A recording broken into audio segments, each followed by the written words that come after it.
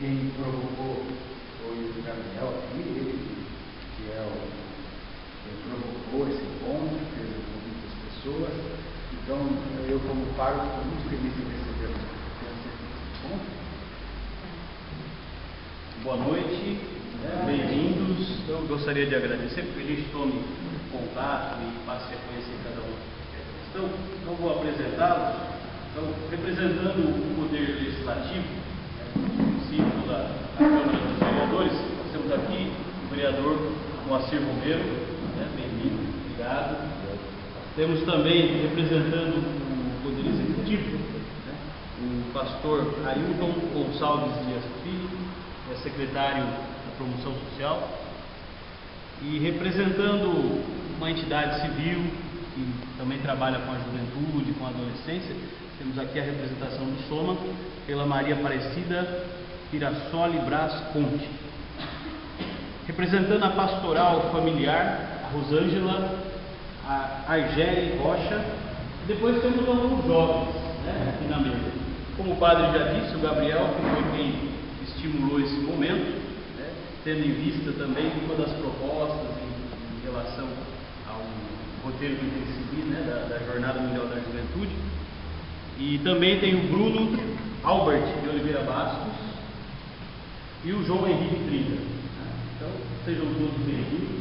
Alguns já são da comunidade, em casa, aqueles que são convidados externamente, sintam-se em casa também. Nós já combinamos algumas regras para que a mesa possa andar ordenadamente. Então, os nossos convidados externos terão 10 minutos de fala. Cada um vai explanar o tema. Qual é o tema? Qual o papel e o espaço do jovem na sociedade e na família? Cada um deles vão explanar o tema por 10 minutos. Eu controlarei o tema aqui dignamente, tá bom? Então aviso quando estiver faltando uns 2 minutos para que a gente possa fazer a conclusão. E depois, os demais membros poderão também ter a palavra de 2 a 5 minutos. Tá bem? Uma conclusão, uma fala. Vamos começar ouvindo aqui a representante do Soma, a Maria Aparecida. E então você tem 10 minutos para falar. Muito obrigado. Boa noite, gente. Cumprimentando todos aqui da mesa, meus companheiros, minha companheira de luta, vocês jovens, o Gabriel, agradeço o convite feito, o senhor Tavares, que é presidente do Soma e me deu essa incumbência, minhas filhas estudaram aqui no Dom Bosco desde pequenininha, já estão, uma já está formada. Nós lá na entidade trabalhamos assim,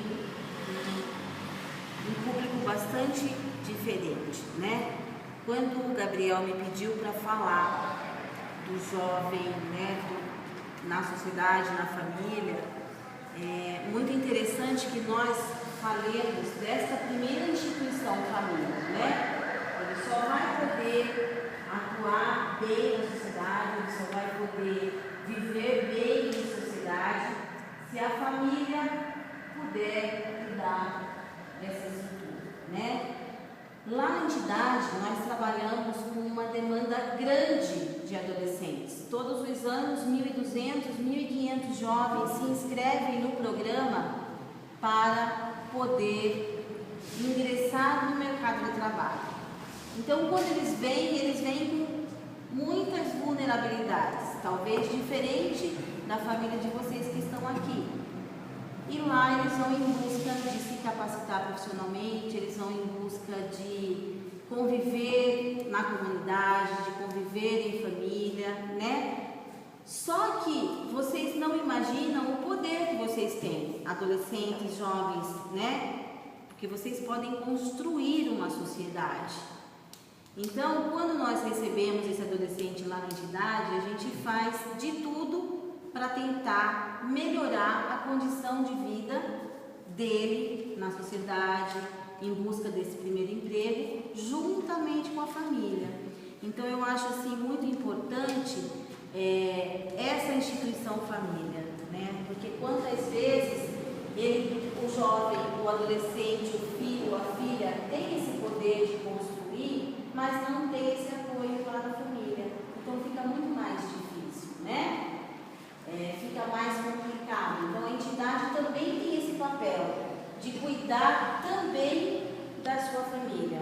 Então a realidade nossa hoje na entidade é que os filhos que procuram pelo programa socioeducativo da entidade, de repente, e muitas das vezes, eles se tornam os responsáveis pelos pais.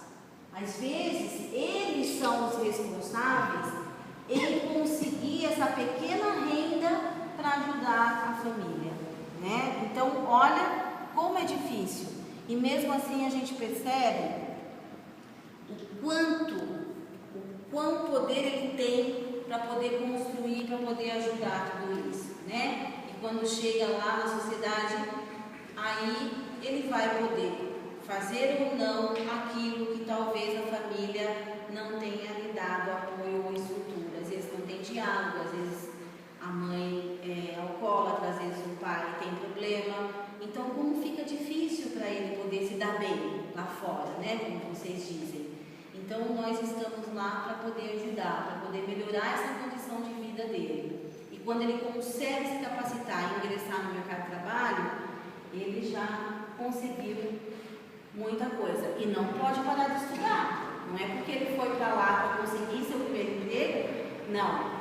É condição primeira ele continuar estudando, estar bem na escola para poder estar na entidade. Certo? Eu acho que é mais ou menos isso, né, pastor? Se vocês tiverem alguma dúvida depois, viu? A gente pode estar conversando um pouquinho mais. Vai ter isso no final, sim, né? As perguntas e tudo mais. Qual a capacitação que dá lá? Lá eles fazem a capacitação, cursos de iniciação profissional. Nós temos curso de auxiliar administrativo, operador de telemarketing, recepcionista e informática básica. E para complementar todos esses cursos são conveniados no Senai. E para complementar esses cursos, a entidade tem outros projetos, inclusive com os pais, inclusive com os responsáveis deles, né? Para depois eles poderem ser encaminhados ao mercado de trabalho. Nós temos uma equipe multidisciplinar de psicólogos, pedagogos, assistentes sociais, os instrutores, que faz toda essa assistência, né, enquanto eles estiverem no programa socioeducativo, que é até completar os 18 anos, até completar a sua maioridade. Ok? Muito bem. Obrigado, Maria Aparecida. Eu só gostaria de justificar aqui. Vamos passar também agora a palavra para o membro do Poder Executivo, o pastor Ailton. O senhor tem 5 minutos para as considerações iniciais. 10 minutos, desculpa. 5 é porque eu vi dela, ela levou 5, olha só.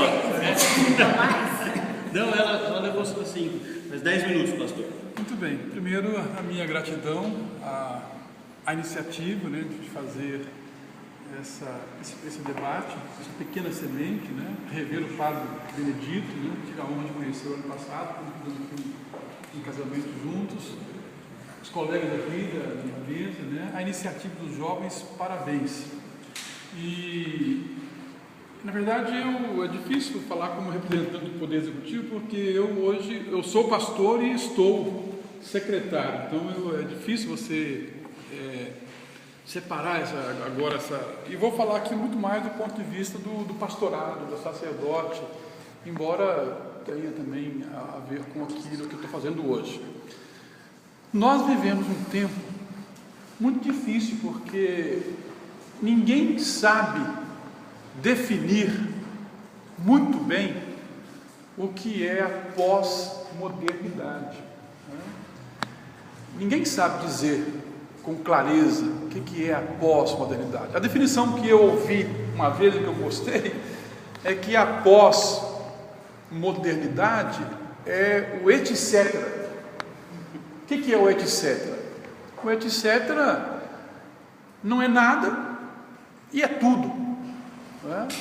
E nós estamos exatamente tentando então descobrir qual é o papel desse jovem numa sociedade pós-moderna que a gente não sabe o que é.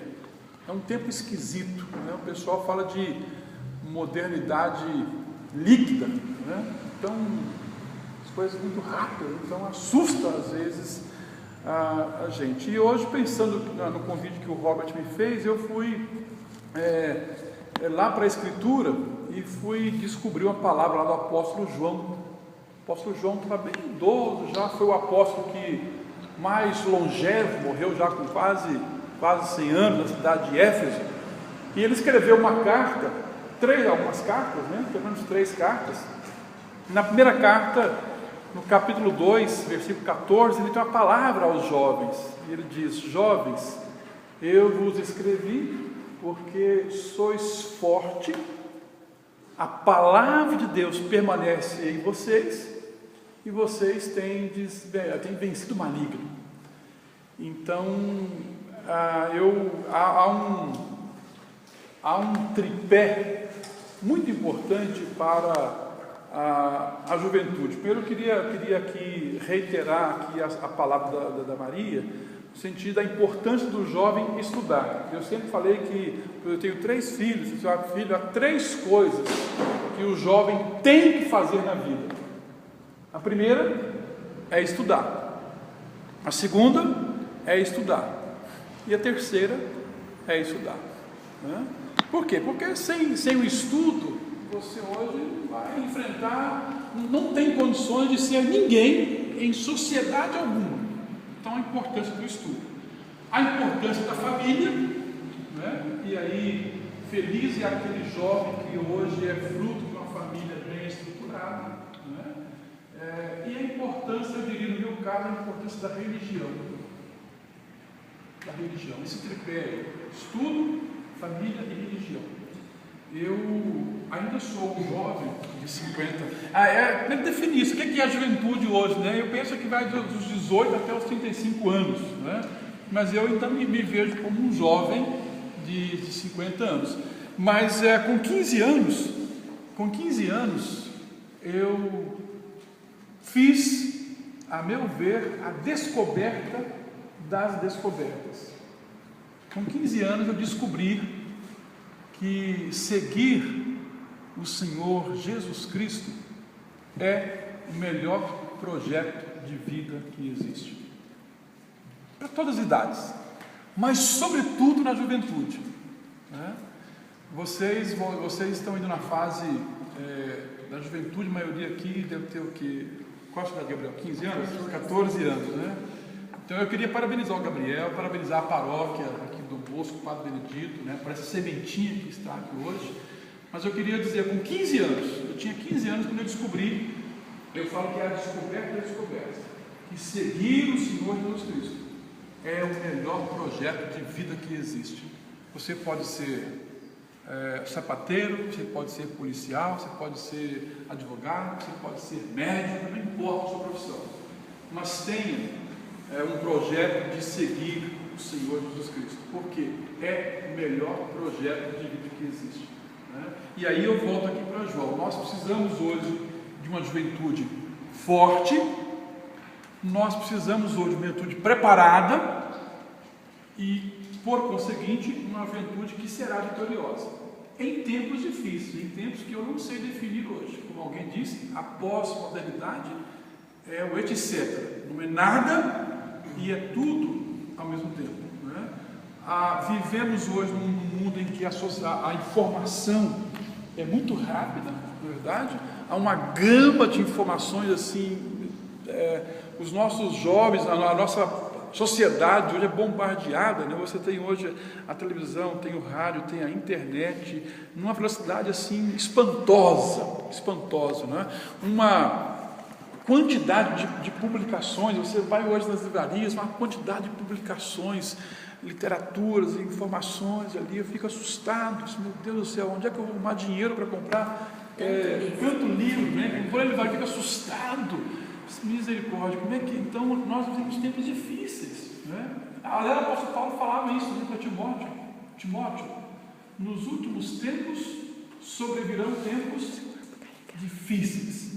Os homens serão avarentos, egoístas, né, corruptos e tudo mais. Então, Timóteo era um jovem pastor, e Paulo, já ali bem idoso, estava tentando orientar aquele jovem como enfrentar Eu confesso que eu não sei bem qual é o papel do jovem na sociedade de hoje, mas eu sei que nós precisamos de uma juventude forte,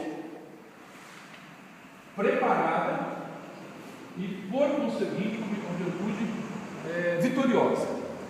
O salmista, no Salmo 119, versículo 9 ou 11, tem uma pergunta que ele faz para si mesmo: de que maneira poderá o jovem guardar puro o seu caminho? Aí ele vem a resposta: observando segundo a sua palavra. Então eu queria dizer isso. Com 15 anos eu descobri a importância da religião, descobri um Senhor que me amava e que me ama, e me apeguei a Ele, né? E eu hoje eu tinha 15 anos quando eu descobri isso. E a meu ver, Robert, foi a descoberta das descobertas, foi o que me colocou no prumo, né? Eu, na minha cidade, eu sou do leste de Minas, na minha cidade, naquela época, nos anos 80, plantava-se muita maconha, e eu seria hoje um plantador de maconha se não fosse a religião na minha vida, se não fosse a fé na pessoa de Jesus Cristo. Então eu queria desafiar, não sei qual é o papel de vocês na sociedade, mas sei da importância da fé, da família, do estudo e da religião. Se vocês terem esse tripé, vocês vão dia a dia descobrir qual é a função de vocês na sociedade, seja ela moderna ou pós-moderna. Vocês saberão saber, vocês estão preparados para enfrentar qualquer tipo de sociedade. Afundir um pouco a visão do poder legislativo, né? Por aquela casa passa as discussões que dão rumo à vida dos jovens também da nossa cidade. Aliás, o poder, se nós formos avaliar a Constituição Federal, peço licença à doutora aqui da mesa, né? A Constituição Federal, as leis específicas que tratam da juventude, como o Estatuto da Juventude ou o próprio ECA, o Estatuto da Criança e do Adolescente, ao município existem diversas competências, né?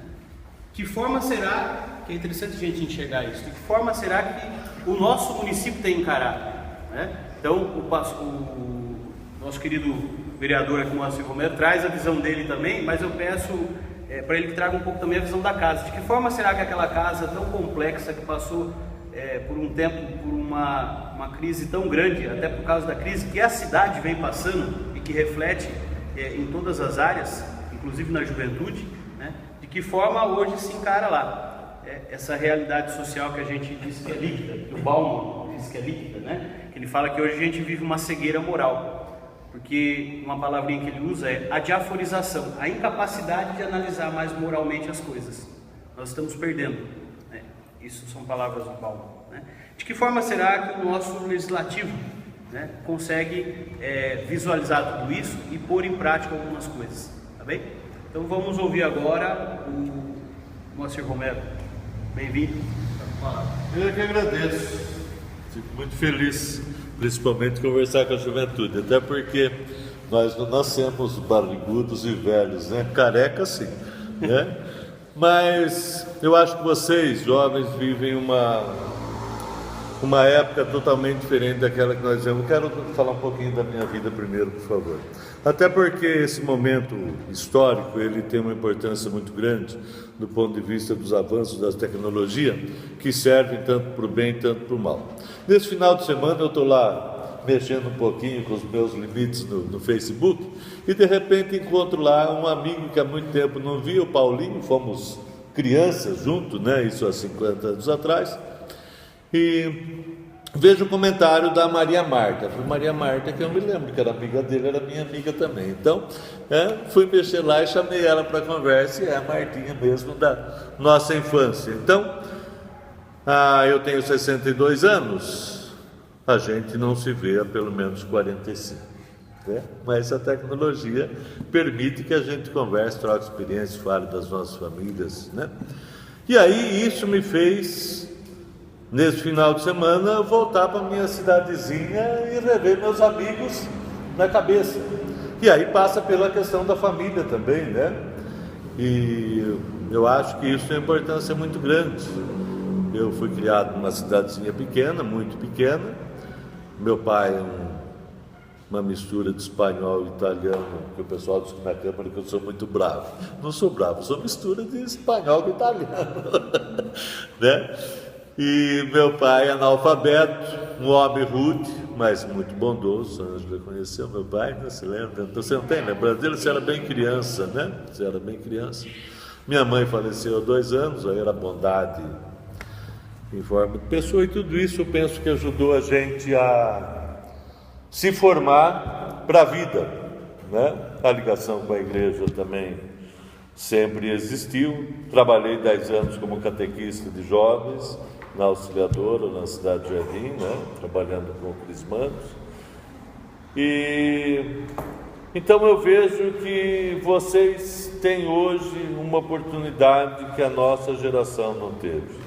Me sinto muito bem nessa sala, porque eu dizia também que aqui eu concluí meus estudos. Eu fiz aqui da 5ª à 8ª e o colegial em supletivo, Padre Júlio, né? O tempo do Padre Júlio, final da década de 70, 82, 83, por aí. Então era dessa sala aqui. Então tem um pouco da minha vida aqui. E hoje vocês têm a oportunidade de avançar muito mais do que nós com as escolas, sem ter que trabalhar com 9 anos, como eu fiz.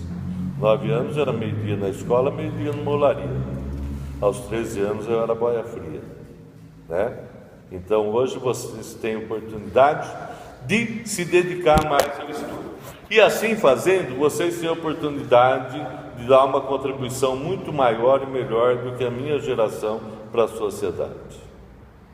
Eu acho que isso é uma coisa importante. Quanto à questão do jovem na política, eu quero lembrar também uma vez, quando nós éramos catequistas de Crisma, e eu era um dos mais velhos, né? E um dia, no meio de nós catequistas lá, eu falei, porque vocês são o futuro da sociedade. Eu lembro que a Luzia Stock, se alguém conhece, quase bateu em mim, para com essa conversa de futuro, nós somos hoje.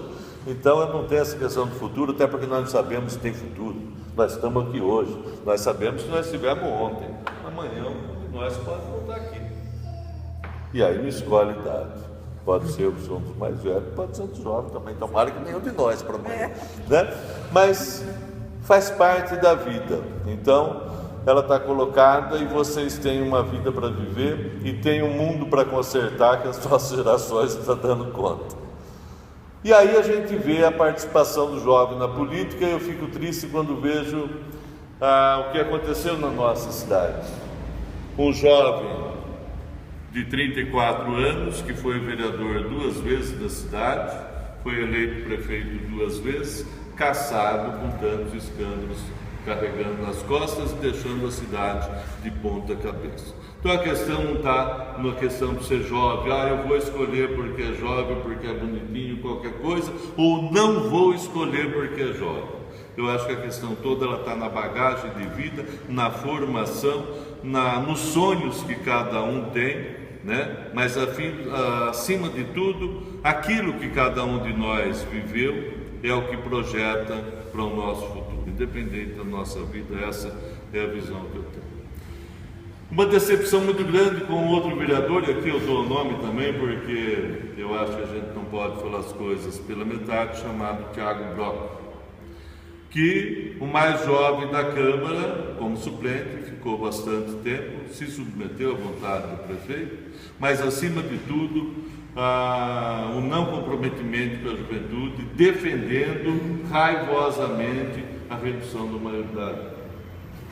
Eu penso que isso é um absurdo. E me preocupa porque nesses dias ele está assumindo a subsecretaria do esporte. E como o subsecretário da juventude foi despedido da prefeitura, eu tenho medo que ele seja indicado pelo prefeito para ser o representante da juventude nessa administração. Se for, nós vamos arrumar confusão na Câmara. No mínimo, a crítica vamos fazer, porque não dá para a gente admitir, nos dias de hoje, um representante do Poder Executivo para a juventude, alguém que admita, que defenda com todas as suas forças a redução da maioridade. Então, eu acho que vai fazer essa questão. Agora, quanto à juventude no todo, a vocês que estão aqui, a esperança está colocada nas mãos de vocês. Nós vivemos um momento difícil no país, não no país, o mundo passa por um momento difícil, né?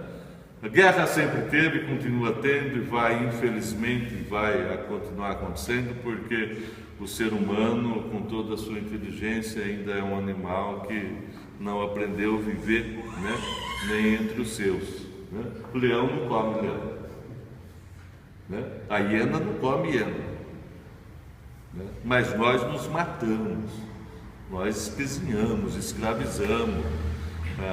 Independente da idade, da cor, a gente vive numa sociedade egoísta, individualista, e eu penso que há necessidade de preparar essa juventude para provocar essa mudança. A mudança que, por mais que a nossa geração tenha tentado, né? E aí eu acho que vale a pena a gente recordar também no momento que, inclusive, jovens estão saindo para a rua pedindo a volta da ditadura. Muito grave isso, muito grave. É necessário refletir e pensar um pouco, porque nós mais velhos que passamos pela ditadura sabemos, sabemos quantos jovens morreram, foram perseguidos, né, por lutar pela liberdade. Então, é necessário que se aprofunde a discussão sobre as questões políticas. Vocês têm um papel, assim, fundamental na história que a gente vive da transformação. Como disse o pastor Ailton, né? Querer dimensionar, querer aqui apontar é difícil, porque a história humana ela é dinâmica, né? As coisas vão acontecendo independente da nossa vontade, mas é importante que vocês tenham essa consciência. E como eu disse no começo da minha fala, hoje vocês têm mecanismo, têm ferramentas, têm as escolas, coisas que a nossa geração não teve acesso. Hoje vocês têm os nossos maus exemplos de lidar com o meio ambiente para tentar corrigir, né? Minha filha, hoje já adulta, né? Mas quantas vezes ela me corrigia no sinal vermelho, pai, né? E outras cositas mais. Então a gente vai aprendendo. Então eu penso que o papel de vocês ele é de uma importância muito grande.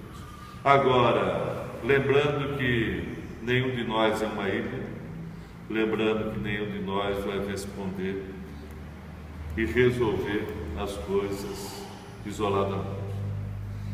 Temos que aprender, nós mais idosos, a juventude, a conviver junto, entre nós, em sociedade, em família. A família, como disse o pastor Ailton, e eu posso dizer, né, acho que vocês também aí, ela tem um papel importantíssimo naquilo que a gente vai ser, né? Mas o mundo está aí, não dá para ignorar as coisas que acontecem, só precisamos de vocês, jovens, que de repente nós temos aí uma mídia muito forte, que tenta convencer todos nós, mas o jovem às vezes ele é mais vulnerável nessa questão, né?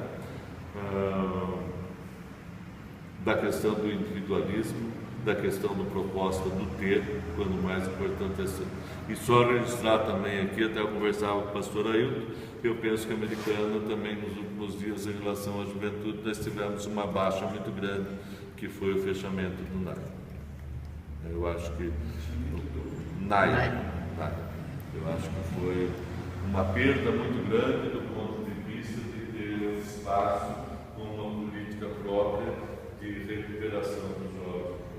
Eu acho que dá para a gente continuar conversando depois, que não tem microfone para me tirar, então vou parar por aqui.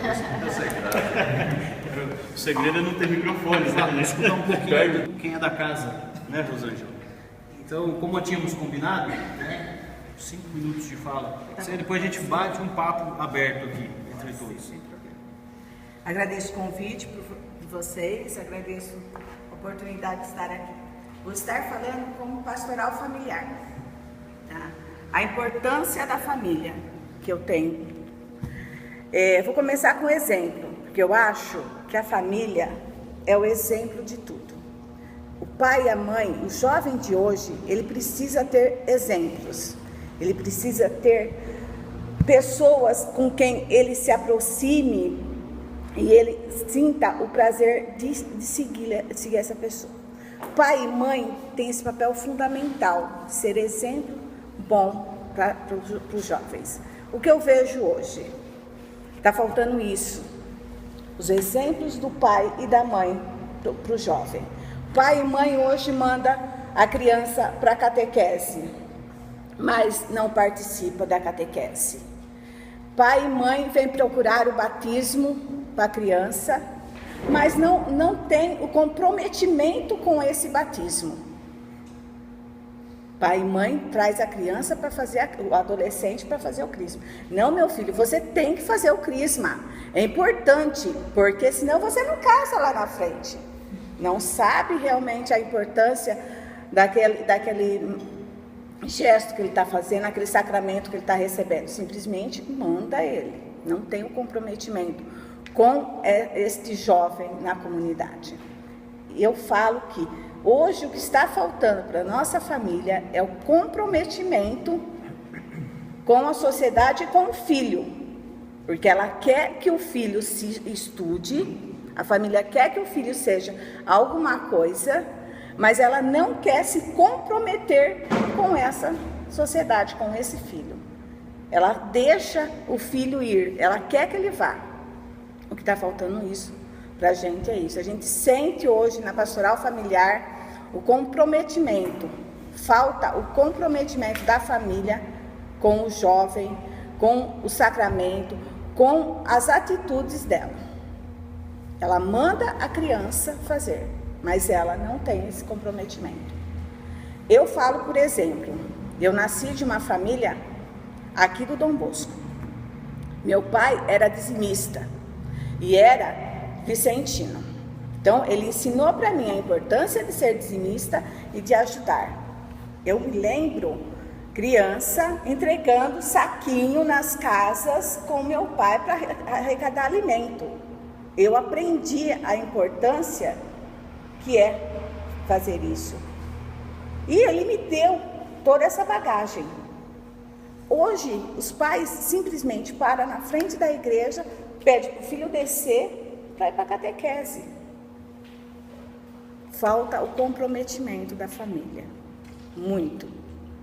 É por isso que os nossos jovens, por isso que hoje nós temos essa quantidade de jovens na comunidade aqui presente. Era para estar muito mais, porque a família tinha que estar dando um exemplo. Quando a gente faz um evento para a família, a gente consegue meia dúzia de família. Cadê o exemplo da família para os nossos jovens crescer? Hoje, a gente vê o jovem na caminhada, mas cadê a família indo lá? O pai falar assim, não filho, vai lá, não, você tem todo o direito de lutar pelos seus ideais, mas ele não vai, ele não mostra esses ideais. O filho tem que ir à luta, o jovem hoje tem que ir à luta, aonde aprende-se valores que não sejam tão bons, vamos dizer assim, para o jovem. Aí vem o que o senhor falou, a redução da maioridade penal. Como numa sociedade que nós vivemos hoje, nós podemos pensar nisso? Nós não temos estrutura nem para prender um adulto. Para recuperar um adulto, como que vai recuperar um jovem? Eu convivi várias vezes na escola de paz, no Soma. Soma oferece a escola de paz para os pais. Eu fui apoio várias vezes. Os pais vão obrigados. O filho vai querendo uma profissão. É o que a Maria falou. Ele vai lá no Soma querendo uma profissão para ele, se alguém na vida conseguir um salário. O pai e a mãe vai fazer escola de paz porque ele é obrigado a fazer, porque ele não quer o comprometimento de ir lá aprender a ajudar o seu filho a ser uma pessoa diferente. É isso. Bom, agora a gente tem os jovens aqui da mesa. Vocês, qual dos três quer falar aí? 2 minutinhos. Vai, Gabriel. Pô, só porque é jovem, é 3 minutinhos só, todo preconceito aí. Ó, você tem 3, somando de 3, pensou? Já dá mais de 10 minutos, ó. 3 vezes 3, 9, a gente dá um minuto Pago de na lambuja. mesa aí, molecada. Mas vamos lá, podem falar, o tempo é simbólico para vocês. Quem vai falar? Aqui eu tô Gabriel? glorifado. Não, vai ser. Bom, do ponto de vista de alguém que está sujeito a viver tudo que a juventude vive hoje em dia, eu vejo o jovem como alguém que não tem uma boa atuação, tendo em vista tudo que a gente vê nos noticiários, o jovem que está nas drogas, que vive a criminalidade. Porém, não creio que seja esse ponto de vista que deva focar a juventude. Como a gente pode ver, como é bonito alguns jovens que se doam como missionários, trabalhos voluntários na sociedade, que vê alguma dificuldade de alguém que quer poder ajudar e doa seu tempo também voltado para os estudos, que continua sendo um dever do jovem, mas é assim que tem que ser. Como também temos os missionários na nossa paróquia, a gente vê que a atuação deles não é nula, é perceptível para qualquer um que repara, nossa, um jovem ajudando alguém, é perceptível para qualquer um a atuação do jovem que se destaca por qualquer ato que tiver no meio que tiver hoje. Pronto? Só isso. Tem tempo ainda. Tudo bem, obrigado, Gabriel. João ou Bruno? O Bruno quer finalizar aqui, fez umas anotações aí, ó. Sei lá. Vai, João, pode falar. Eu acho que é bom a gente ressaltar dos jovens, como vários já disseram, os jovens que sofrem com a falta da base familiar, né? Que não tem uma educação, não tem um apoio no seu cotidiano e também não são preparados às suas atitudes, para o seu futuro também. E também o papel importante do governo e das instituições que apoiam quando o jovem não tem esse apoio familiar. É muito importante também o governo e essas instituições ajudarem o jovem. E também que cada jovem tenha o seu papel na sociedade, assim como o pastor disse, nós jovens devemos estudar e devemos ser fortes, preparados e vitoriosos nos desafios que a vida nos dá.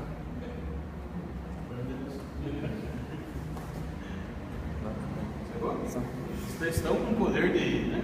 Síntese bom. Acho que estão treinando bastante pro Enem. Vai lá, Bruno. Boa noite para todo mundo.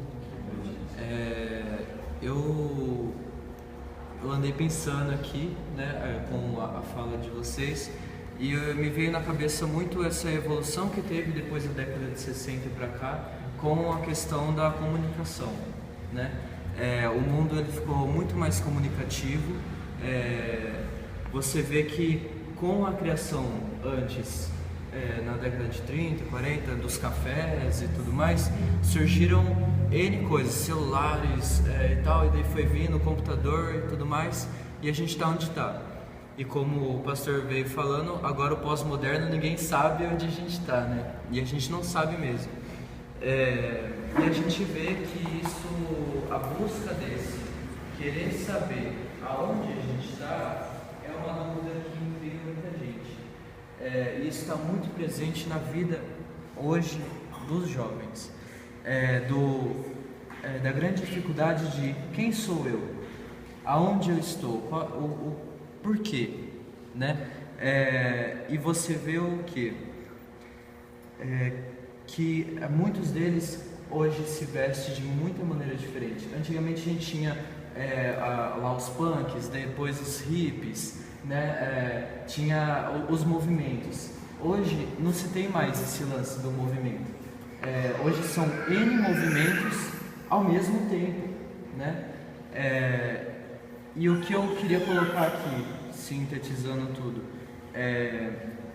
construir, né, esse potencial que o jovem tem de questionar, de querer saber, né, e buscar realmente a resposta para isso. Mesmo que ele não encontre, ele vai e ele vai encontrar alguma coisa, e ele vai se tornar alguma coisa. Esse é o lance aqui. Muitas vezes a gente tem uma dúvida, a gente vai e beleza, a gente se sacia com a resposta. Só que o jovem, ele pega para si. E o lance é esse, potencializar isso. Como? Nós temos aqui um movimento do hip hop muito importante aqui em Americana. Eu acho que você, vereador, deve conhecer, né? Vocês também têm os movimentos aqui do pessoal do skate, né? E eles, o que eles fizeram? Putz, tem um monte de garoto fumando maconha e andando de skate no meio da rua. Vamos criar um lugar para que eles possam andar de skate, cantar o rap dele e conviver ali, tirar eles da rua. E eles conseguiram então um local. E quem sabe um dia a gente consiga, nós jovens, aqui da igreja, um teatro, um hip hop, uma dança, seja lá qual for, a forma da gente se expressar, o nosso jeito de vestir, e isso potencializar de uma forma que seja boa, né? Para que a gente não esteja só aqui dentro da igreja, mas que o jovem daqui de dentro da igreja esteja lá fora, nas baladas, nos rolês, mas ele esteja também para levar a igreja ali, né? Que é essa a proposta do nosso amigo aqui, o Dom Bosco, né? E eu acho que é o que todos nós queremos para nós, né?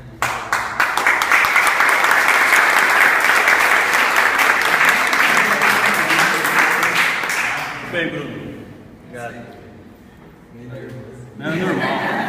Se nervoso, você falou assim, a hora que você estiver calmo, então. Tudo bem.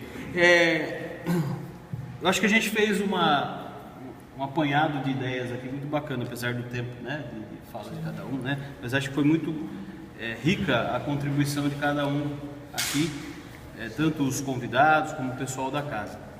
Eu vejo que a gente tem uma população grande, eu ia falar isso no início, mas eu deixei para provocar depois. Por quê? No mundo, segundo a ONU, no estudo de levantamento em 2000, pode ser que tenham dados mais atualizados, mas eu não consegui encontrar, foram de 1 bilhão e 62 milhões o número de jovens. Depois a gente vem para o Brasil. No censo de 2010, 51,3 milhões de jovens, é 26% da população. A Americana hoje está por volta de 226 mil habitantes, né? Imagine 26%, se a gente for usar a mesma proporção nacional, 26%, que dá por volta de uns 59 mil. A gente tem uma demanda imensa que necessita da nossa atenção. Não são maioria, mas ao mesmo tempo a minoria também grita, né? E a minoria precisa ser ouvida. Por isso nós somos uma democracia, né? Então vejo que a gente tem um número expressivo de juventude com quem devemos trabalhar, né? Antes de abrir para a pergunta, eu gostaria de fazer uma provocação aqui para a mesa, que já foi citada nas nossas falas aqui, principalmente a do Moacir, que é o seguinte: nós temos o ECA e temos o SINASE. Para quem não conhece, o ECA é o Estatuto da Criança e do Adolescente, e o SINASE é o sistema que foi criado para se colocar em prática as medidas socioeducativas, etc., né? Com a criança e o adolescente infrator. E tínhamos até com pena que a gente usa, né, essa conjugação, mas tínhamos o NAI em Americana, né, o Núcleo de Atendimento Integrado para o Menor Infrator, inclusive baseado no de São Carlos, que inclusive o padre Aguinaldo, na época salesiano, também ajudou a fundar, né, junto com Terezinha Rondelli, o Dr. Rodrigo, que foi promotor nessa cidade. Em Americana, a fundação dele. Isso. Nós, infelizmente, recebemos essa notícia por meio do jornal, né, o Liberal, algumas semanas atrás, dizendo que já havia sido conversado, né, com a Fundação Casa. É uma pena, porque a gente sabe que o município fica de mãos atadas, principalmente porque é obrigação do Estado cumprir com essa medida, né? O município colaborava até então. Mas se olharmos para o nosso sistema... Reagir um pouco a essa fala, primeiro que o NAI, infelizmente, em quase todo o estado de São Paulo está sendo fechado. De São Carlos parece que inclusive, infelizmente. Eu participei em 2005 da criação do NAI aqui, fui a São Carlos ver o modelo lá, conheci o Padre Aguinaldo e tudo, e lamentei profundamente e lamento que o NAI tenha fechado exatamente quando eu assumi a convite do prefeito a Secretaria da Promoção Social. Sei da importância do NAIA, já era, infelizmente, era para ter fechado em janeiro ou até o ano passado. Quando eu entrei, eu falei, deixa eu tentar ver, para tentar preservar, tentar achar um caminho suasório aí que não desembocasse na extinção do núcleo. E vocês sabem que o prefeito assumiu numa situação muito caótica, em que está tentando cortar despesas. Nós tínhamos uma despesa de quase 500 mil reais por mês de aluguel, então ele está tentando cortar despesas. Então eu tenho um prefeito que quer cortar despesas de todo jeito, porque a situação dele hoje é complicada. Aí você tem ali um prédio, o prédio do NAIA hoje era um prédio, é um prédio muito complicado, não tem um alvará do Corpo de Bombeiros, é um prédio horrível para funcionar ali e tudo.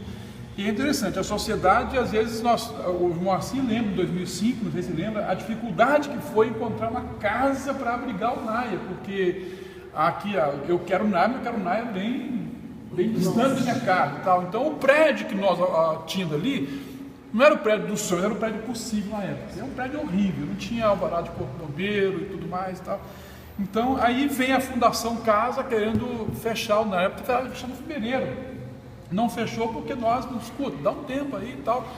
Consegui marcar uma reunião com o doutor Reginaldo, que é o juiz da Infância e Juventude, a doutora Renata, recém-chegada aqui, que são as pessoas que mais sofrem com a ausência do NAIA, porque pega ali um adolescente que cometeu um ato infracional, não tem para onde mandar, né? Tinha um NAIA ali e tal. O NAIA é para atender adolescentes de Americana, e infelizmente isso foi desvirtuado. Tinha adolescentes ali da região inteira, né? Então você tem um prefeito querendo cortar custos, né? Você tem uma entidade hoje que não é mais local, ela é regional e tudo mais e tal. E, enfim, aí conseguimos conversar com o prefeito, com o doutor Reginaldo, com a doutora Renata. Assim, doutor prefeito, me dá um tempo para a gente conseguir um imóvel mais adequado, mais adequado também economicamente, com um custo menor, né? Aquele prédio lá, a prefeitura paga 28 mil reais por mês, né? Então, tá bom, pastor, então consiga um imóvel mais barato e tenta também parceria com o Nova Odessa e Santa Bárbara para tentar dividir os custos aí, porque fica muito caro para o município esse serviço. Então ficou acertado isso, encontrar um imóvel mais barato e conseguir parceria de municípios vizinhos. Aí nós comunicamos aqui nessa casa, tá bom, então se eu consigo o imóvel, nós vamos conseguir estudar, porque de fato a responsabilidade de tratar com o administrador é do escasso, não é do município. Então estávamos procurando o imóvel quando de repente nós fomos abruptamente assim informados que a Fundação Casa veio já com o decreto na mão, dizendo, fica extinto o núcleo de Americana, tal. E aí eu escuto, como assim extinto? Pastor, amanhã já está saindo no Diário Oficial do Estado o fechamento do NAIA. E eu, infelizmente, não tive o que fazer, né? Essa foi a situação. Então, partiu da Fundação Casa. Ora, eu entendo hoje a situação do município. De repente, e aí ficou, infelizmente, hoje o prefeito está tentando arrumar um terreno para, quem sabe, doar, para ceder para a Fundação Casa, para ver se constrói aqui uma unidade da Fundação Casa, que eu não vejo com bons olhos, mas foi a conversa. Ela foi bem melhorada. Então eu lamentei e lamento profundamente, mas partiu da Fundação Casa essa postura de fechar o NAIA. Posso complementar? Pode. Alguém já teve a oportunidade de conhecer uma unidade da Fundação Casa? Ninguém? Nem então, eu tive. Lá na entidade, quando você apontou o que a entidade poderia fazer para toda essa problemática. É muito, muito triste você entrar numa unidade da Fundação Casa e ver ali jovens como vocês cumprindo pena, porque a Fundação Casa não é nada mais, nada menos que um sistema penitenciário. E ali você tem diversas faixas etárias, diversos crimes, né? Um diferente do outro, um que roubou, um que matou, o outro que traficou, tem o grandão, tem o pequenininho, tudo misturado. É muito triste de ver. Mas isso é porque eles foram reclusos, eles estão lá, né? Porque foram pegos em flagrante, porque foram lá reclusos na Fundação Casa. Mas esses adolescentes conviviam conosco, aqui no município, na sua família. Muitos deles têm família. Que família é essa? Como a Rosângela colocou. De onde será? Quem é que nós poderíamos culpabilizar, não querendo culpabilizar ninguém? É a família. Porque esse adolescente infrator, de repente, ele não teve o modelo do pai e da mãe. E de repente esse pai e essa mãe também não teve modelo do pai e da mãe deles. E isso vem. Hoje na entidade nós assistimos adolescentes cuja geração dos seus pais já são usuários de droga, já estão presos, mães que estão se prostituindo. Então olha como é grave tudo isso. E lá na entidade nós recebemos todo esse tipo de família, né? E com a não vou dizer parceria, porque o Dr. Gerinaldo oficia, né? Então nós temos recebido adolescente que passou pela Fundação Casa. Lógico que a gente trata isso de uma maneira muito discreta e ninguém fica sabendo se ele veio, se ele deixou de vir. Mas nós temos tentado conseguir acolher esses adolescentes para tentar resgatar pelo menos alguns valores.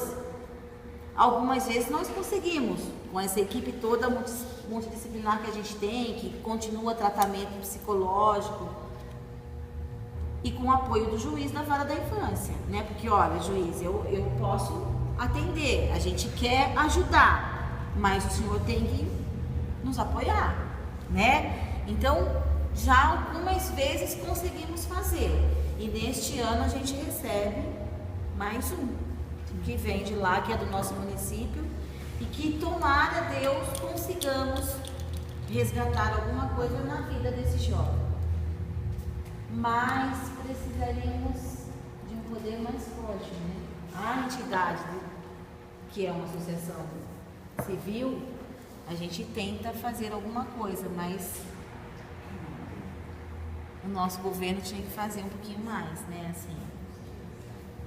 Porque todo mundo sabe que precisa do apoio de uma pessoa superior, mas as pessoas vão atrás, vocês vão atrás desse apoio? Sim. Só melhorar a sua pergunta, Júlia, ver se é isso que a gente entendeu. Nós sabemos que existe uma pessoa que é responsável por essa situação, né? Se daqui da mesa do município alguém vai atrás, é isso que você quer saber. Então tá. Só para a gente esclarecer a sua pergunta, é assim: a responsabilidade que a gente está conversando aqui, ela recai sobre o Estado. O município colaborava até então, pagando o aluguel, que é um pouco o que o pastor explicou. Então 28 mil, salvo engano, né? Era só o aluguel. Fora dentista, etc. Outras coisas que funcionários. Tanto é que lá onde a função que o pastor hoje, a casa onde o senhor está hoje, antes ficava lá também, não era a assistência social? Tinha lá embaixo.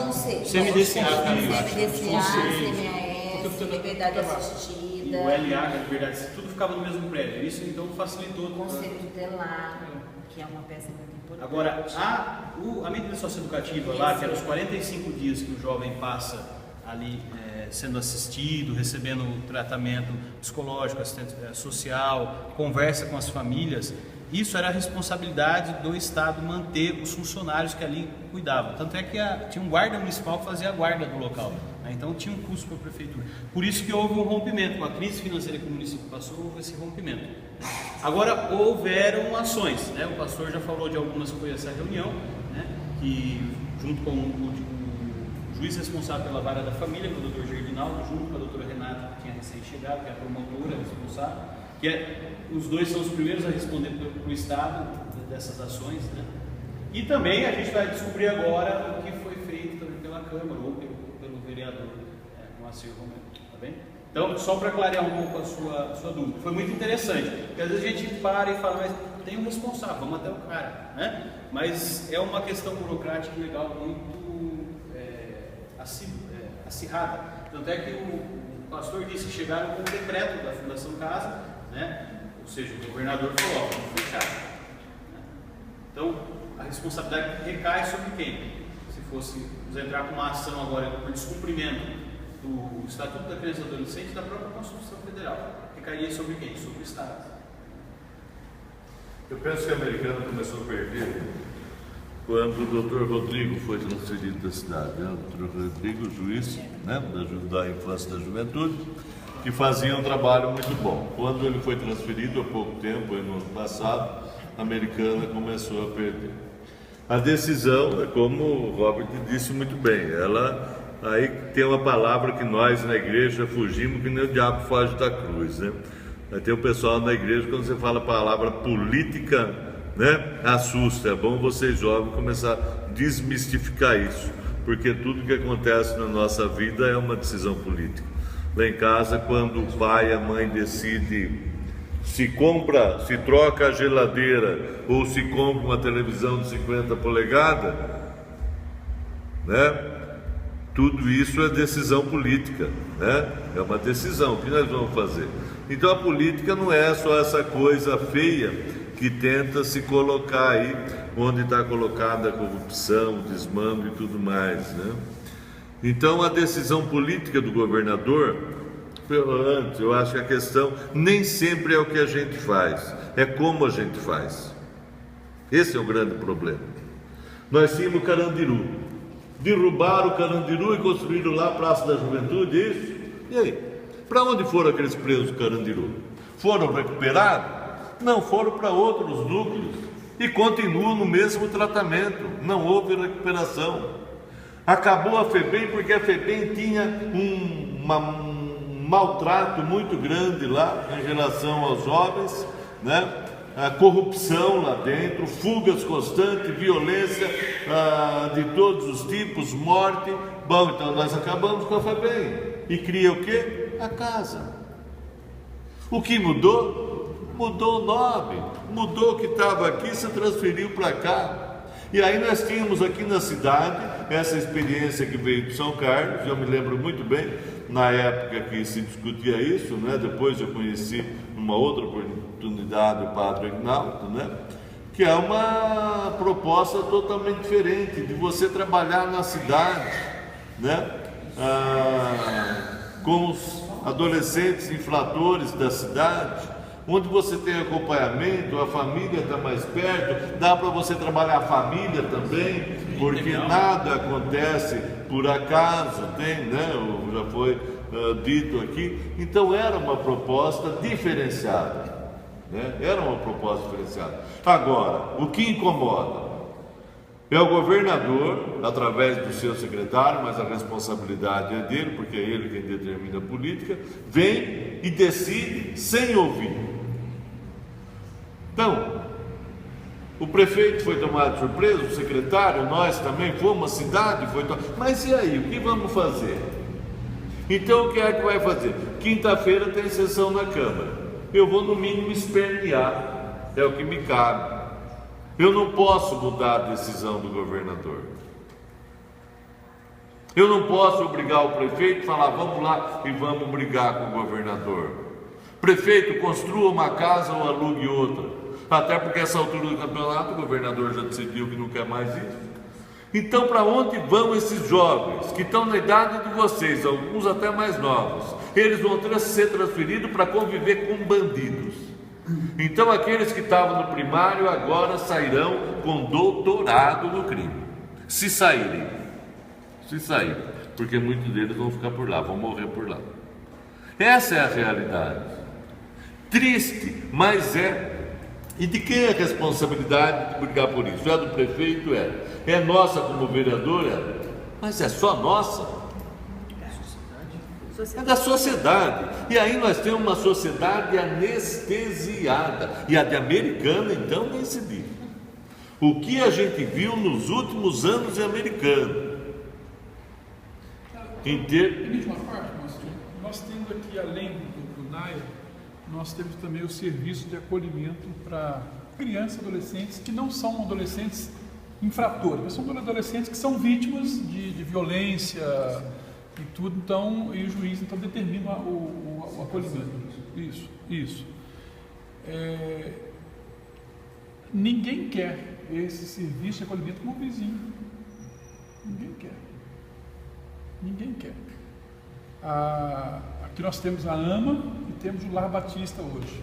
Aliás, o Lar Batista está entregando porque não quer. Até porque vai trabalhar com creche, que é muito mais vantajoso, inclusive financeiramente, para trabalhar. Então hoje nós temos um lar hoje, o Lar Batista está lá até junho, e os vizinhos vivem ligando para a secretaria, reclamando e tal. Por quê? Porque esses adolescentes já estão judiados pela vida, porque às vezes o pai, a mãe, o avô, o pai está preso e tal, então eles são vítimas, e hoje os vizinhos não querem saber deles.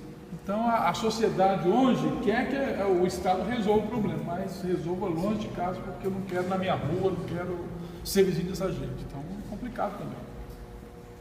Félix está me lembrando aqui que nós fizemos um requerimento na Câmara. É tanta coisa, você fica, acaba passando tudo que você faz.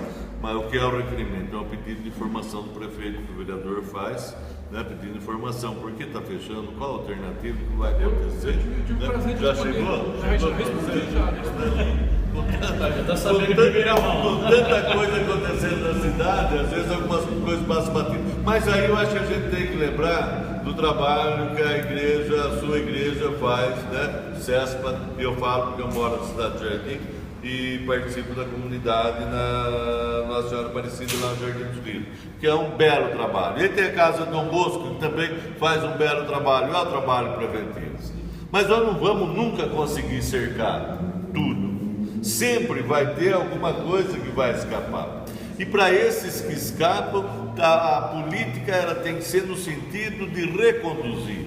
E aí, nós estamos aqui no ambiente cristão, é aquela coisa de botar a ovelha no pescoço e trazer de volta para o abrigo. Então a sociedade tem que fazer isso. Mas aí a gente vive um momento triste dessa sociedade, onde representantes eleitos em todas as esferas começam a defender coisas diferentes. Tem que matar mesmo essa molecada, para não deixar virar bandido de verdade. Tem que manter preso desde os 12, 14 anos. É isso que está colocado, gente.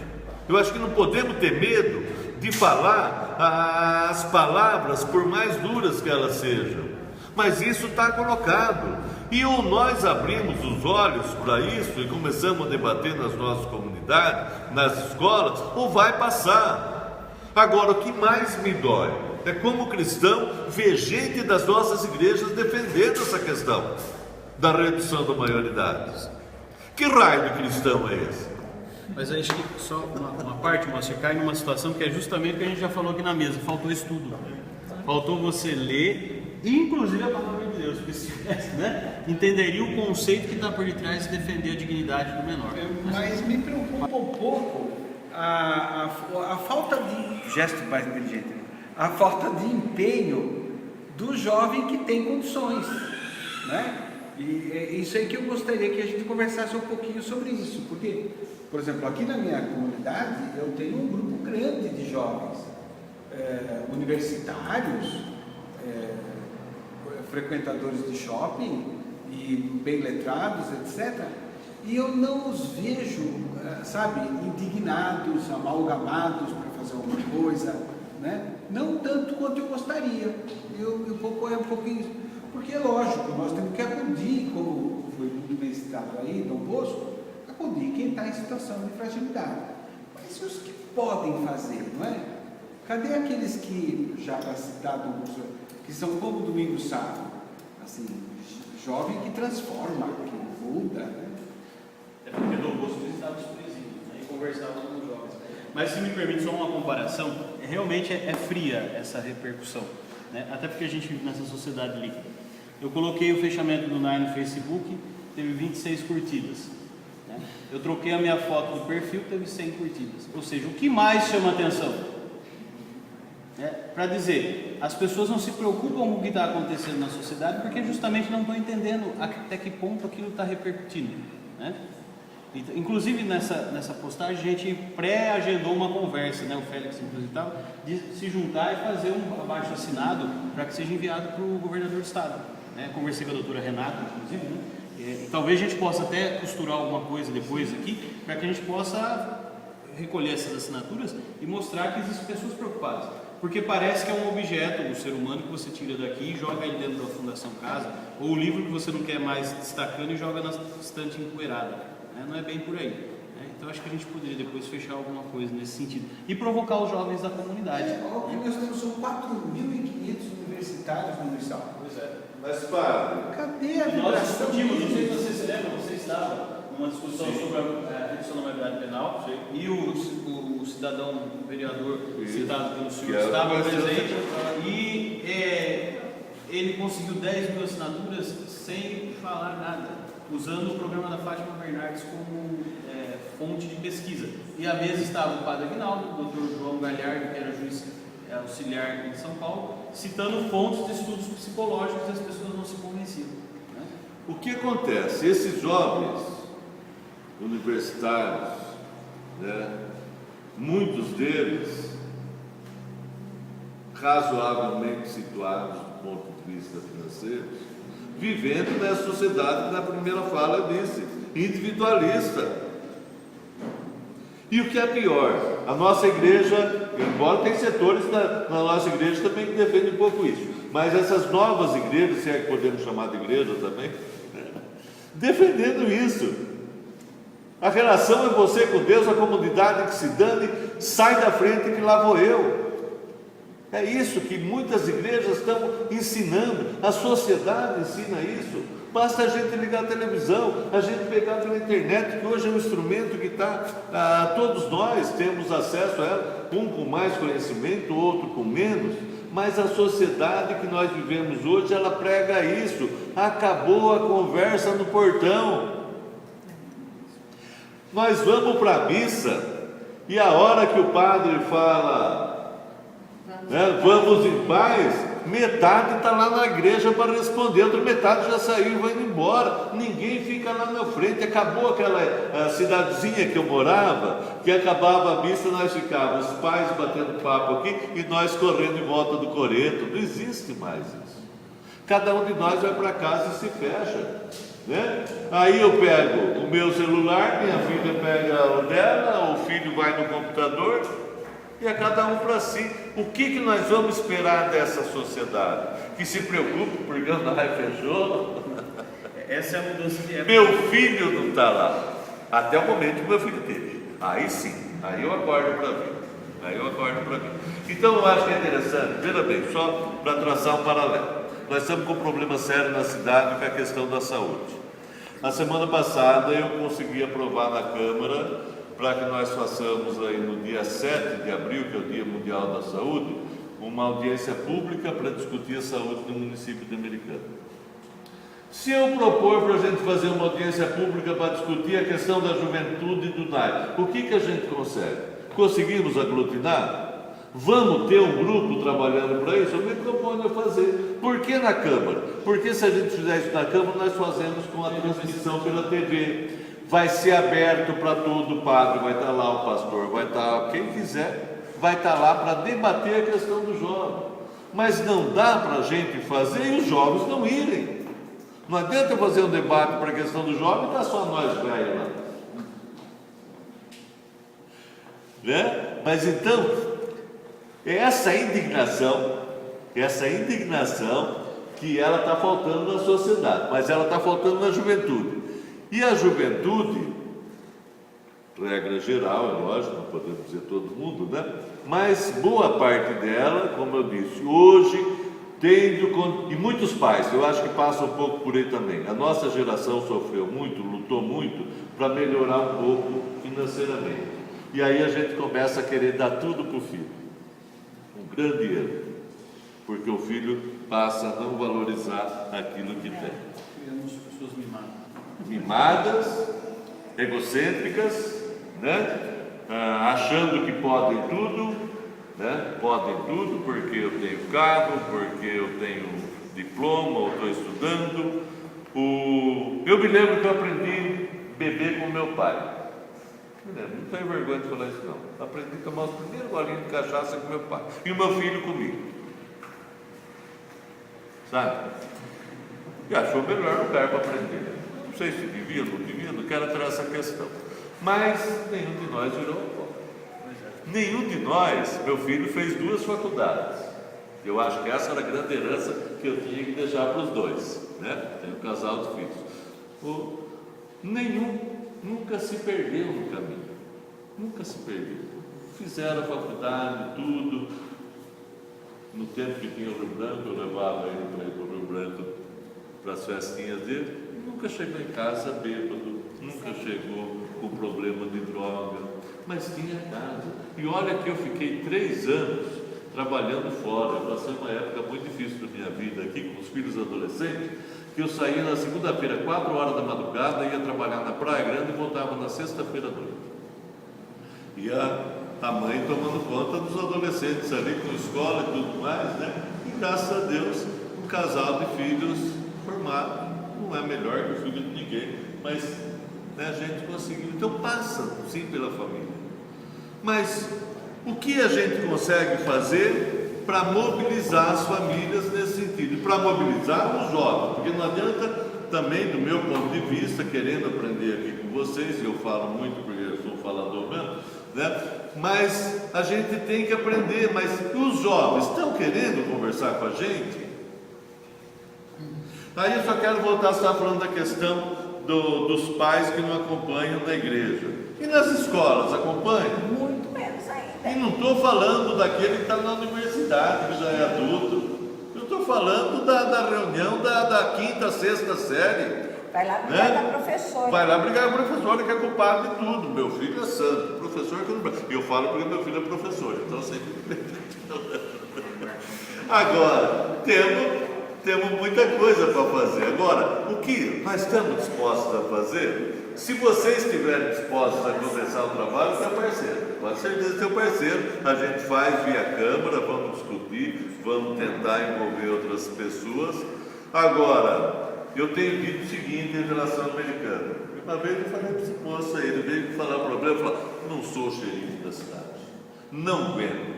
Eu só carrego aquilo que minhas costas aguentam. Não vem pedir para mim carregar todos os problemas da cidade, querer dar conta da Câmara, porque eu não vou conseguir.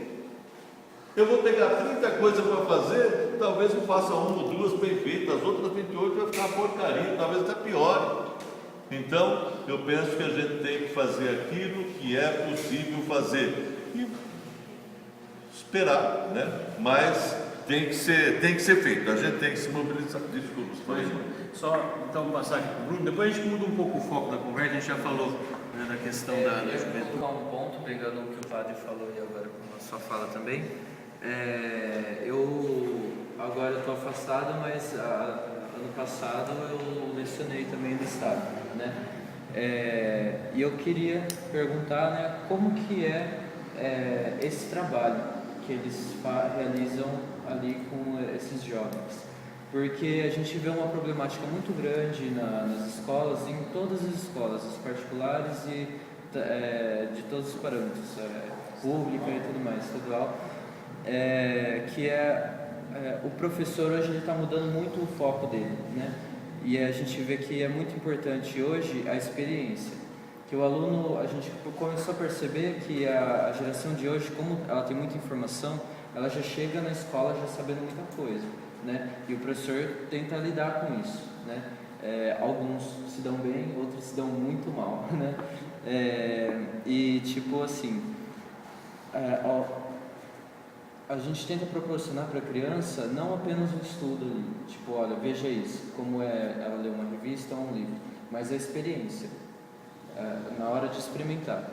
E eu tive o desprazer de estar numa escola que foi incrível, né? Foi muito bom os alunos e a equipe pedagógica lá e tudo mais. Só que eu quis fazer um trabalho com a classe envolvendo tinta e expressão corporal.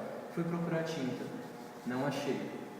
Me falaram que tinha essa escola tem um sistema da escola da família, que nenhum professor vai, só os alunos, porque o professor fala que não recebe para isso, né? Daí você vai procurar então na escola da família, que é onde vem os subsídios do Estado para cuidar dessas crianças.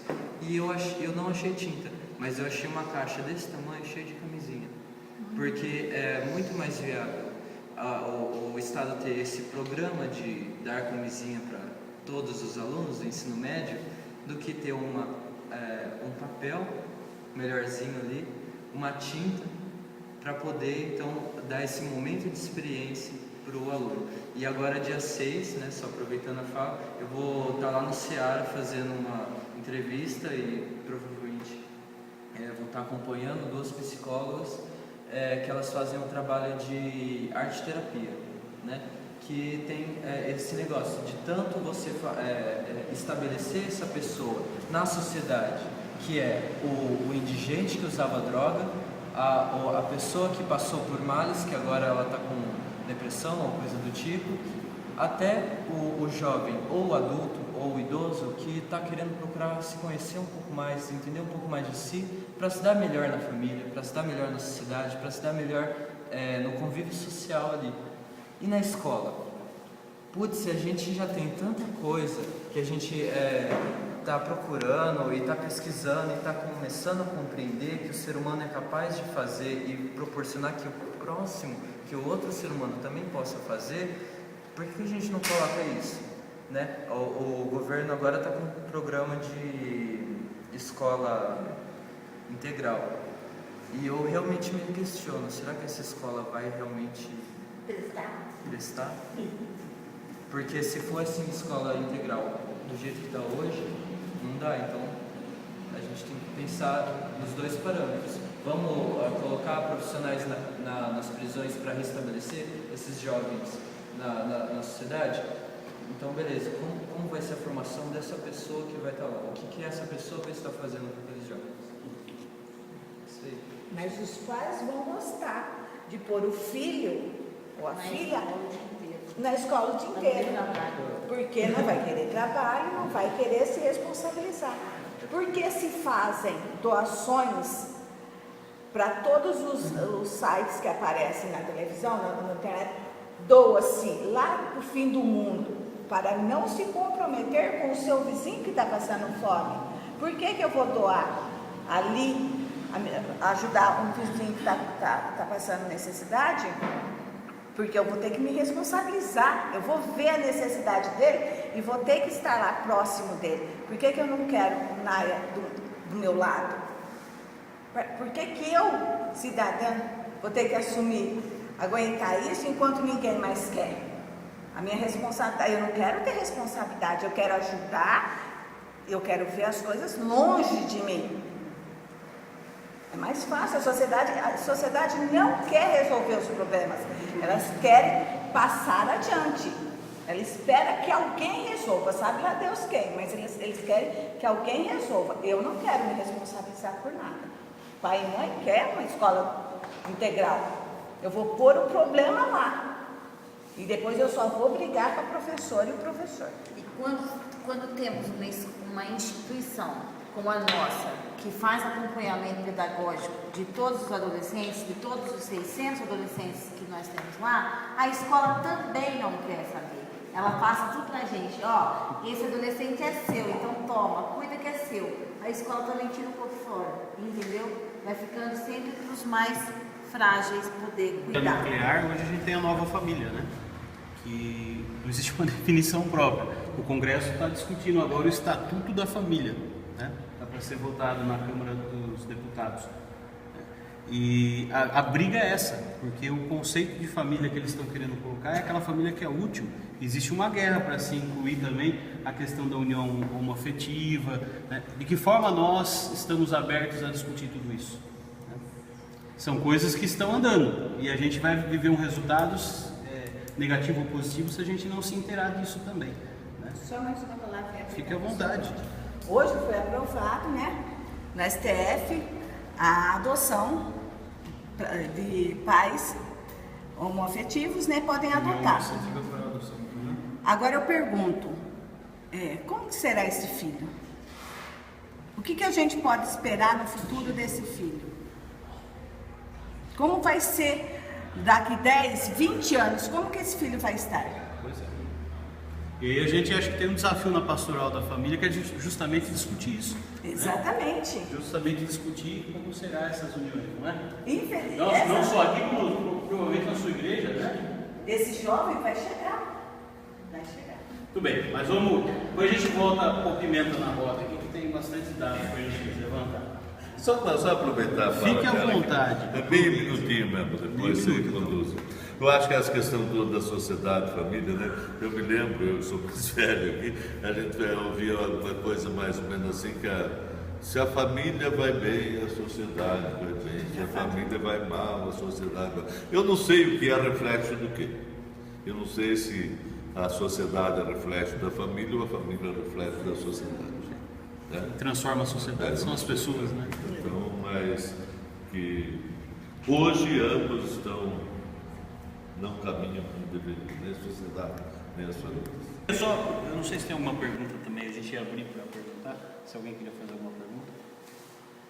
Então eu vou provocar um último assunto aqui, não que ele deva ser o fechamento, mas que a gente não pode deixar de passar por ele ao falar de juventude também, que é referente à drogadição. Né? A gente fica direto, você liga a TV, você vê problemas envolvendo juventude, álcool, inclusive recentemente aquele garoto que tomou os 25 copos de vodka e acabou morrendo, né? A coisa acaba às vezes até se tornando tão normal que todo mundo acha que vale a pena participar, né? Mas voltando um pouco o olhar para a Americana, a gente, ao andar por alguns bairros da cidade, a citar Matiense, Cidade de Jardim, você pega alguma das praias, Jardim dos Lírios, praia, região ali do Liberdade, você encontra visualmente tráfico, pessoas parando o carro, comprando, né? E aí você vê o garoto que chega, eu já presenciei várias cenas porque eu moro numa região dessa, o garoto chega de bicicleta, que ele é o vendedor, e quem para o carro, às vezes é alguém do bairro e tal, mas também alguém de classe média, que vem de outro bairro comprar, né? E, ou seja, quem alimenta a drogadição também, não é só o pobre que está ali, é principalmente a classe média que ainda tem o poder econômico para comprar. Porque o pobre, quando não tem o dinheiro, ele vai tirar alguma coisa de casa e vai vender, ou vai roubar de alguém, aí onde acaba caindo na situação do sistema prisional, né? Então eu queria ouvir um pouco de vocês, qual o olhar da nossa cidade também sobre a drogadição, principalmente no que se refere ao jovem. O ano passado, para terminar essa provocação, nós tivemos aqui em Americana uma balada chamada Sirena Tour. E alguns amigos Sirena Tour, que é uma balada que acontece no litoral, mas que ela percorre algumas cidades. Alguns amigos foram, eu não fui. E disseram que a droga era vendida e consumida explicitamente. Eu estava aqui com meus amigos e estava do meu lado alguém, eu não, né? Mas quem foi? Alguém cheirando uma carreira, ou fumando um baseado, ou também com o êxtase, as balinhas que eles vendem, né? Então, é engraçado que isso vem para a nossa cidade e não se ouve uma reportagem dizendo que o Conselho Tutelar esteve lá, que teve uma intervenção da Vara da Infância, proibindo inclusive, porque a balada tem essa fama de ser um lugar de consumo livre de droga. Então quem ia ao banheiro via lá vendendo à vontade a droga, né? Então não sei se vocês tinham até ciência dessa balada, mas ela aconteceu. E principalmente, não só a balada foi um exemplo. A nossa realidade ela é crítica, né? Eu tenho para mim já um bom tempo, eu trabalho com grupos de apoio já há 25 anos aqui em Americana, quando conheci o Padre Haroldo aqui em Campinas, e eu tenho para mim que o maior problema da nossa sociedade não é o desemprego, não é a corrupção. Então, tão predominante hoje no país, mas é a questão das drogas. A questão das drogas, que atinge a nossa juventude. O mundo das drogas é um mundo de fácil entrada. A droga no início ela é extremamente prazerosa e às vezes, puxa, quando o jovem experimenta, a sensação que ela dá é de puro prazer e tudo, aí começa a pensar, puxa, isso aqui não é nada aquilo que meu pai falava, aquilo que o padre falava, o pastor falava, isso aqui é mó barato e tal. Então ele começa a usar, com as amizades, na faculdade, na universidade, tudo, né? É muito comum a porta de entrada, e depois começa a usar, e quando ele quer sair, já há uma dependência orgânica daquela substância, e não é fácil sair. Então eu tenho para mim, principalmente nos anos 90, nos anos 80, com o advento do crack, que tem assolado hoje a nossa juventude. Então o maior problema, a meu ver, do Brasil hoje é o problema das drogas, do tráfico de drogas, né? Não é fácil, não é fácil lidar com isso. Está nas escolas, está nas universidades, está nas ruas, nos bairros, né? Atinge pobre, preto, branco, católico, protestante, espírita, ateu, à toa, todo mundo, né? Na quinta-feira agora, nós temos um grupo de apoio na Amor Exigente, na igreja. Hoje não tem uma sala do nosso edifício de educação cristã que não seja usada pelo grupo. Cada dia mais, não tem um pouco mais gente. Eu fico contente porque estão buscando ajuda, mas ao mesmo tempo eu fico triste porque reflete um problema social hoje muito grave, que assola as nossas famílias, né? O uso de maconha, cocaína, crack e o álcool, que é o pior deles, o álcool, porque o álcool ele é socialmente aceito, né? É lícito, você pode sair daqui agora e comprar, se quiser no supermercado, você comprou e pagou, acabou, né? A cocaína também você compra, mas ainda há uma repressão, ainda há então esse é um problema sério, que não escolhe posição social, não escolhe religião, e não é fácil sair. Então aquele tripé lá, família, grupo de apoio, que é a igreja, ou qualquer grupo de apoio, e espiritualidade, a fé, ainda é um tripé que pode ajudar a lidar com isso, não é fácil. É difícil essa questão das drogas, que foi o que eu disse numa das minhas falas, porque hoje não é só o jovem, né? O pai e a mãe também pode ser usuário. Eu nunca me esqueço, quando comecei na entidade, quando a gente sabe de algum adolescente que está fazendo uso de determinada substância, nós chamamos, tentamos cuidar, tentamos encaminhar para tratamento. E o primeiro atendimento que eu fiz de um adolescente que a gente sabia que estava usando crack, chamei para conversar, mas pedi para que nós nunca fazemos um atendimento sem antes falar com o seu responsável legal, né? Que é a mãe ou o pai. E a mãe veio junto. Quando eu comecei a falar, o menino disse assim para mim: mas por que você chamou a minha mãe para falar que eu estou usando crack? Ela também faz uso. E aí faço eu o quê? O que você fala? O que você faz? A dificuldade de lidarmos com esse problema. Porque a geração de pais hoje também fazem uso de substâncias psicoativas. O Robert colocou aqui que a família mudou muito, né? Eu lembro de um caso que eu atendi no Amor Exigente, que o rapaz tinha 10 anos e já era usuário de crack. Aí eu pensei, não é possível, 10 anos já no crack. Eu fiquei assustado e chamei também a parte para atender e fui então acompanhar. Eu falei assim, me conta a sua história, como é que você com 10 anos começou a usar crack? Aí ele começou a contar a história de vida dele, de um pai extremamente violento, que batia na mãe e falava: se você contar para alguém, eu te mato.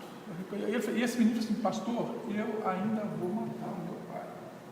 E quando ele começou a contar a história dele, eu pensei assim: ele tem que usar crack mesmo. eu disse, tá certo, tem que usar, porque não tinha uma família, não tinha um pai, não tinha a mãe omissa, o pai violento, bebia e batia e tudo, né? Então a família também mudou muito.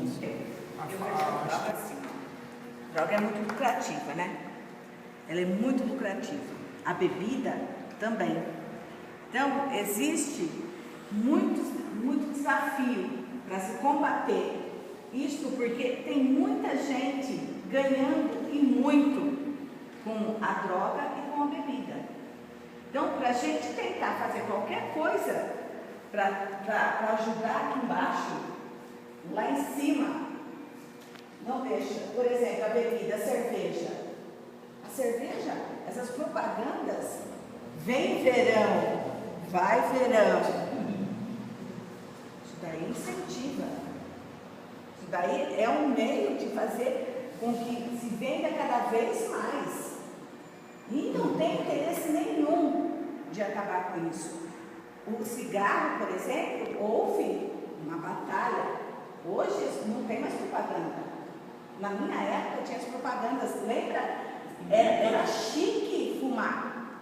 Você ficava rico se você fumasse. Você tinha um iate, houve aquela proibição, conseguiu-se diminuir. Hoje em dia, a diminuição foi drástica. Tá? Bebida teria que ser feita a mesma coisa. Teria que ser feito a mesma coisa, tem que ser radical e na raiz. Acabar com isso, mas não tem como. Teria que ter uma força e não cabe a nós. A gente conseguiu criminalizar e dar mais força a questão da bebida alcoólica para os menores. Os menores, mas ao mesmo tempo ninguém que passa propaganda agora na TV, mais tarde. Mais tarde, mas acho que justamente esse houve consenso, um controle. né? É igual o cigarro, né? Começou a passar mais tarde. Não pode mais adesivar os carros de corrida. Acho que são ganhos. Eu acho que é um pouco por aí. Eu acho que é controlar. Talvez fosse o caso de pensar em alguma coisa nessa linha das drogas também. Há pouco tempo atrás eu fiz um projeto da Câmara que regularizava a questão das comidas de rua, né? E estava colocada a questão da bebida, a proibição de vender bebida nas praças públicas. Me lembro como se fosse hoje, 18 de setembro do ano passado, dia do aniversário do Marco, meu filho. Quinta-feira, sessão na Câmara, o pau torando, eu fazendo crítica a algumas pessoas, em discussão esse projeto. Rejeitaram o projeto. Rejeitou o projeto. E o Marco tinha falado, pai, hoje é meu aniversário, para você sair da Câmara, vamos numa pizzaria, vamos comer uma pizza. Vamos sair, fui. Por volta de 9h30, vim para casa, 10h30, toco o telefone. O Vinícius trabalha com a gente. Onde você está? Eu estou em casa. Então não saio, me deram 2 tiros da minha casa.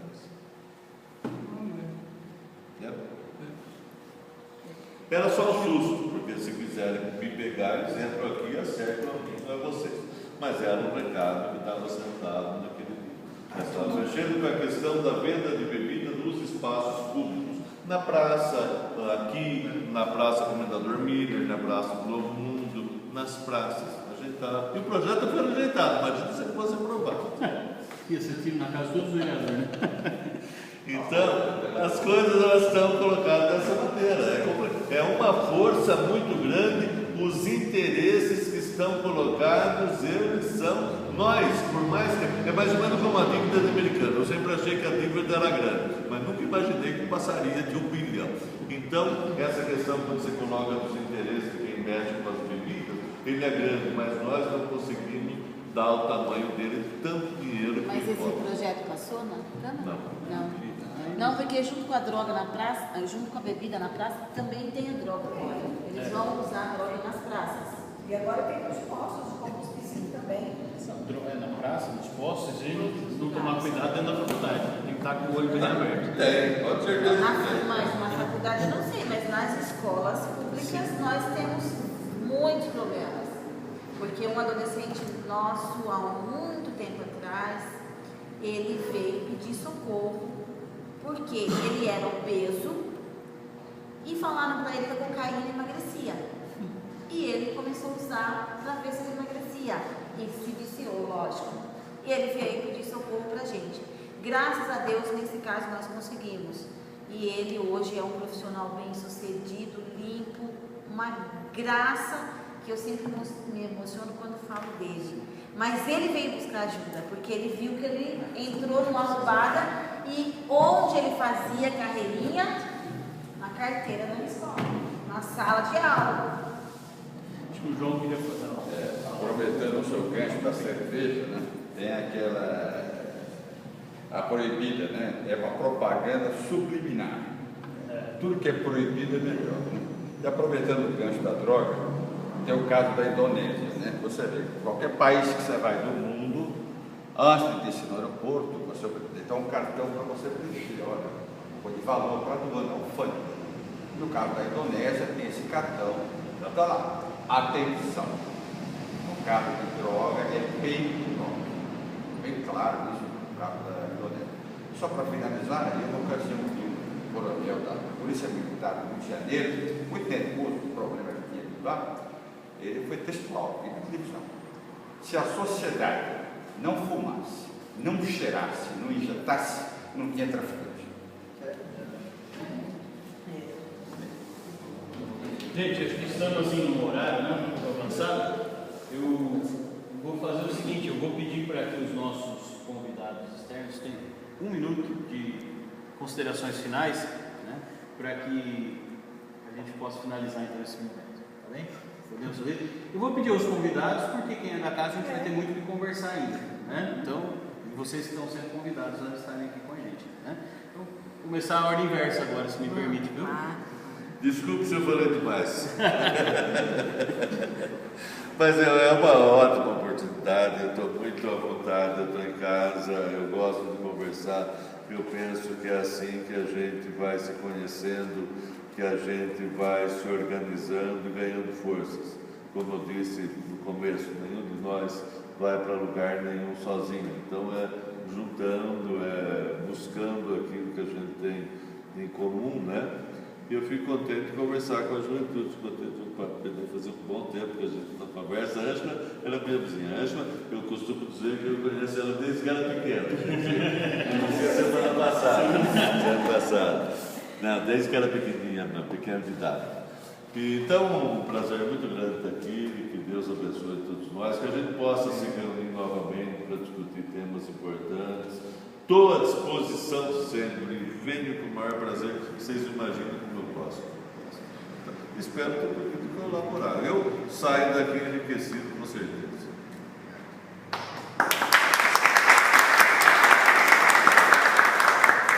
Eu queria parabenizar a paróquia, Dom Bosco, os jovens que promoveram o encontro. Parabéns. Se o Moacir que gosta de fazer a moção de aplauso, né? Cabe uma moção de aplauso aqui, porque em plena segunda-feira à noite, um grupo de jovens se reunir para refletir. Então, isso, eu acho isso fantástico. Fiquei muito contente com o convite e espero ter contribuído.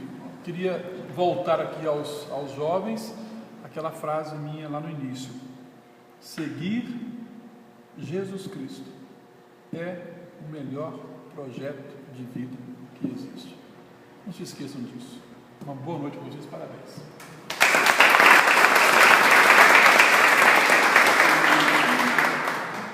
Aqui é a nossa convidada. Ele está filmando, eu vou direcionando para você. Você vai pôr no YouTube, não vai? Vai. Um monte de vídeo. Eu gostaria de agradecer a oportunidade, também fiquei muito feliz e honrada de estar aqui. E em nome da diretoria do SOMA, gostaria de colocar a entidade à disposição de todos, se quiserem conhecer, se quiserem estar com outros modelos de jovens, né? E faço um convite assim especial para todo mundo, para os jovens de cabelo branco também. Na quarta-feira, 9 horas da manhã, nós teremos a solenidade de formatura de mais 70 adolescentes que estão aptos a integrarem o mundo do trabalho. Então estão todos convidados. Quem quiser, a Rosângela já conhece, estão todos convidados a participar conosco. E as inscrições para o ano de 2016 também, a partir do dia 30 de março, estarão abertas. onde vocês veem aquelas filas enormes lá, todo mundo se inscrevendo para apenas 280 vagas que a gente tem todos os anos. Infelizmente, a gente tem lá, como o presidente sempre fala, um vestibular que nós não gostaríamos de ter. Gostaríamos de poder atender a todos, né, pastor? Que a nossa assistência social do município fale por nós, né?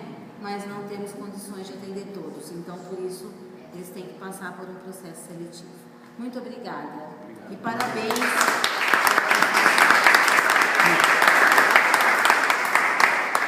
Para finalizar, gostaria de 3 pontos. O primeiro deles é uma fala, vou usar uma fala do Papa Francisco recente, que ele fez ontem. Ele diz assim: a corrupção fede, a sociedade corrupta fede, e um cristão que deixa entrar em si a corrupção não é um cristão, fede. Seguir adiante na limpeza da própria alma. O pastor já deu aqui uma orientação muito boa para a gente, né? Seguir o próprio Cristo, Ele é o caminho para a gente. Na limpeza da alma, mas também, né, na limpeza da cidade, na limpeza da sociedade, para que não haja aquele fedor da corrupção. E aqui eu fecho aspas e digo, a corrupção não é essa que a gente está só vendo lá em Brasília, ou que vimos aqui em Americana, né, o que acontece no Estado e a gente não consegue nunca ver acontecer a justiça, né? Mas é a corrupção pequena do dia a dia, né? Vamos nos atentar como jovens a essa, porque aí vamos construindo uma cultura anticorruptiva nas nossas vidas e vamos fazendo com que ao invés do fedor tenha um cheiro que exale, né? A segunda ideia que deixo de mensagem é que estamos no Estado democrático de direito e por fazermos parte desse Estado, somos também uma república, né? Acabamos delegando aos nossos representantes todos os deveres. E aí temos a memória curta, como os nossos representantes já sabem. E como a nossa democracia hoje é uma democracia de auditório, né, a gente acaba se deixando convencer por aquilo que são falados nos palanques ou nas promessas de campanha e nos esquecemos depois de cobrar. E cobrar não é só ir para a rua, cobrar é nos atentarmos a tudo aquilo que está sendo votado na Câmara, na Assembleia dos Deputados aqui no Estado de São Paulo e também na Câmara dos Deputados e principalmente no Senado. Então, essa é uma segunda mensagem para nós jovens. E por fim, a terceira, eu quero novamente citar o Papa Francisco. Ele dá 10 conselhos para os jovens, mas eu não vou usar os 10, depois eu deixo para vocês lerem. Eu vou só passar por alguns deles. O primeiro deles é ter um coração jovem sempre. Depois, ir contra a corrente. Um outro é apostar em grandes ideais. Depois tem um texto que segue que vale a pena vocês lerem, vou deixar com o Gabriel. Um outro que ele fala é fazer barulho, e aqui eu quero pedir licença para ler um pedacinho. Mas eu quero que se façam ouvir também nas dioceses, quero que a igreja saia pelas estradas, quero que nos defendamos de tudo o que é mundanismo, imobilismo, nos defendamos do que é comodidade, do que é clericalismo, de tudo aquilo que é viver fechado em nós mesmos. Então, esse é o fazer barulho. Depois, ser protagonista das mudanças. Não olhem da sacada a vida, mergulhem nela como fez Jesus. Depois, servir sem medo. E por fim, ser revolucionário. Tenham a coragem de ir contra a corrente. Finalizo o papo. Então, obrigado àqueles que aceitaram aqui. Mando para você, pode deixar.